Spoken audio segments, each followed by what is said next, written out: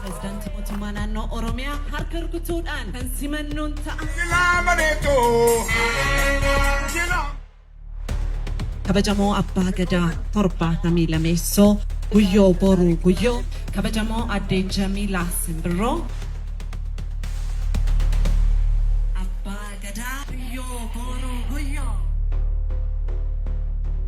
Gati raga. Ai raga. Eri raga. Edi raga. Usi raga.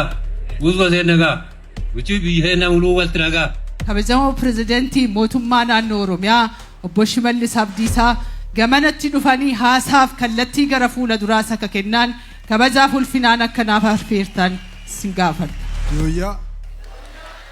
Yooyyaa isin yooyifadha yooyyaa baga nagaan dhuftanii baga Waaqayyo nu gargaaree haala kanaan ardaa jilaa kanarratti wal argine isin jechuun barbaada.